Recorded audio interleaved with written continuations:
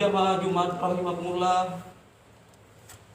Pada kesempatan khutbah sholat Jumat kali ini, saya ingin mengajak kepada para hadirin segenap kaum muslimin untuk lebih meningkatkan iman dan takwa kita kepada Allah Subhanahu wa taala dengan menjalankan segala perintahnya dan menjauhi semua larangan-larangannya. Selain meningkatkan amal dan ibadah kita kepada Allah Subhanahu wa taala sebagai umat Islam, kita juga harus mengenang dan meneladani perjuangan Rasulullah SAW yang telah mensiarkan agama Islam dengan cucuran keringat, darah dan air mata.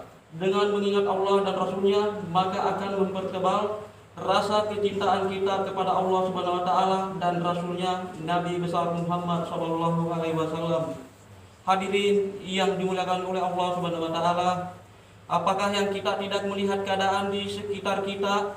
Zaman tambah hari tambah semakin berat, manusia tambah hari tambah jauh dari agama. Peringatan-peringatan dari Allah Subhanahu wa taala datang di mana-mana di seluruh dunia, termasuk di negeri kita ini, di tempat kita ini juga. Semua itu memperingatkan kepada kita, Allah Subhanahu wa taala tidak akan membiarkan manusia ini terus-menerus menginjak-injak agama. Allah Subhanahu wa taala juga mendatangkan musibah kecil sebagai peringatan.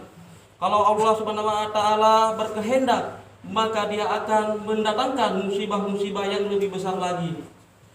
Wala nujikunnahum minal ajabil adnaduna al ajabil akbar la'allahum yarji'un. Artinya, dan sesungguhnya kami merasakan kepada mereka sebagian azab yang dekat di dunia sebelum azab yang lebih besar di akhirat. Mudah-mudahan mereka kembali ke jalan yang benar. Quran Surah Al-Sajdah ayat 21. Begitulah manusia, hari tambah hari tambah lalai kepada Allah Subhanahu wa taala. Akan tetapi seuntung-untungnya orang yang lalai masih untung orang yang mau ingat. Seuntung-untungnya orang yang meninggalkan agama masih untung orang yang masih berpegang kepada agama. Berpeganglah kepada agama apapun yang terjadi. Yang mulia Nabi Agung Muhammad SAW mengatakan, yang kurang lebihnya akan terjadi satu zaman di mana wanita-wanita binal, laki-laki menjadi berandal. Maka para sahabat radhiyallahu anhum terkejut dengan kata-kata baginda Nabi SAW tersebut, karena saat itu zaman sahabat semua wanita taat, semua laki-laki soleh. Akan terjadi satu zaman laki-laki menjadi berandal. Apakah akan terjadi seperti itu, wahai Rasulullah? Tanya para sahabat radhiyallahu anhum. Bahkan akan terjadi yang lebih berat dari itu, yaitu umat Islam tidak mau amar ma'ruf nahi anil munkar lagi. Jawab baginda Nabi SAW. Maka para sahabat radhiyallahu anhum tambah terkejut, karena waktu itu semua orang pada amar ma'ruf nahi anil munkar. Kemungkaran yang paling kecil akan mereka habisi. Bagaimana bisa terjadi umat Islam meninggalkan amar ma'ruf nahi munkar? Tanya para sahabat radhiyallahu anhum. Maka baginda Nabi SAW mengatakan, bahkan akan terjadi yang lebih berat dari itu. Apa itu, wahai Rasulullah? Tanya para sahabat radhiyallahu anhum. Baginda Nabi SAW mengatakan, akan terjadi yang mungkar dianggap ma'ruf dan yang ma'ruf dianggap mungkar. Para sahabat radhiyallahu anhum lebih terkejut lagi. Baginda Nabi SAW mengatakan, bahkan akan terjadi yang lebih berat lagi, orang-orang mengajak kepada yang mungkar dan mencegah yang ma'ruf. Apa yang diceritakan dalam hadis ini hampir semua sudah terjadi pada zaman kita ini. Orang-orang mengatakan bahwa pada tanggal 14 Februari itu adalah hari Valentine. Valentine itu apa? Valentine itu adalah hari maksiat. Orang-orang kafir menghaluskannya hari kasih sayang. Sebetulnya bukan hari kasih sayang, tetapi hari membanggakan perzinahan dan kebejatan.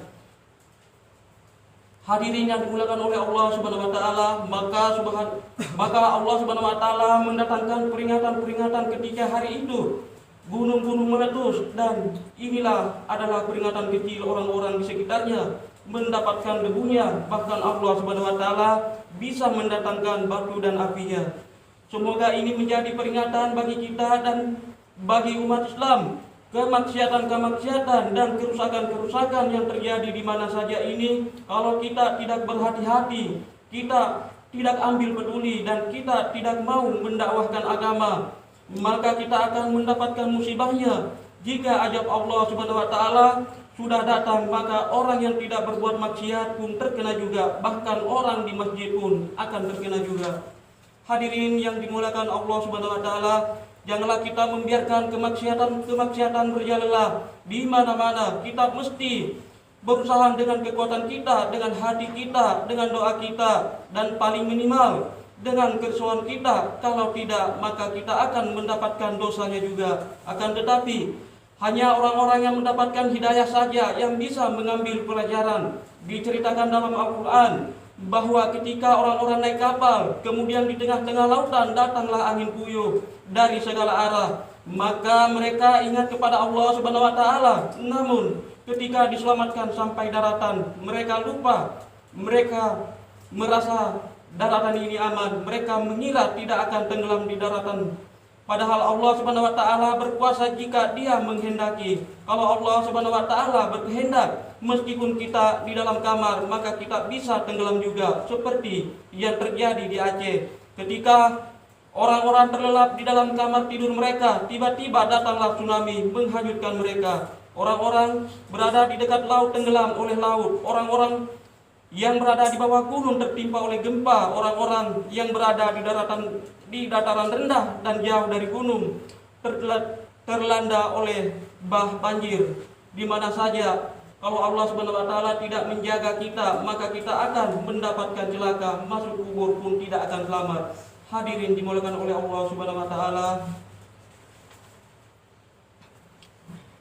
Tetapi hari ini umat Islam begitu bodohnya, kalau terjadi musibah-musibah mereka bukan malah ingat kepada Allah Subhanahu wa taala. Mereka malah menganalisa apa sebabnya gunung meletus, apa sebabnya terjadi gempa. Asbab-asbab dipelajari, dipikirkan sampai lupa kepada Rabbul Asbab yang menciptakan segala asbab. Kalaupun dipelajari sebab-sebab gunung meletus, apakah kamu bisa menutup gunung? Kalaupun dipelajari sebab-sebab terjadinya gempa, apakah kamu bisa menghentikan gempa? Kalaupun dipelajari sebab-sebab tsunami, apakah kamu bisa menghadang gelombang lautan? Kalaupun dipelajari sebab-sebab kematian, apakah kamu bisa mempertahankan diri dari kematian? Tidak bisa. Itu hanyalah tipuan-tipuan syaitan untuk mengajak kita supaya lupa kepada Allah Subhanahu wa taala. Kita akan nilai jarun tambah ngamleknya sehingga kita tambah celakanya. Hadirin yang dimuliakan oleh Allah Subhanahu wa taala, diceritakan oleh baginda Nabi sallallahu alaihi wasallam bahwasanya kita ketika datang Dajjal, seluruh dunia diobrak-abrik oleh Dajjal. Namun pada waktu itu masih ada 12.000 orang Islam yang dijaga oleh Allah Subhanahu wa taala dari fitnah-fitnah Dajjal. Walaupun di seluruh dunia dikuasai oleh Dajjal, tetapi ada orang-orang Islam. Begitu juga, walaupun kerusakan-kerusakan merajalela di mana-mana, tetap ada saja sekelompok orang yang ditegakkan oleh Allah Subhanahu wa taala untuk mengamalkan agama. Walau bagaimanapun keadaannya, semoga termasuk kita, anak cucu kita, tetangga-tetangga kita, dan berkahnya kepada seluruh umat Islam di seluruh dunia. Barakallahu li wa lakum fil Qur'anil azim wa nafini wa nafani wa iyyakum bima fihi minal ayati wa dzikril hakim innahu huwat tawwabur rahim.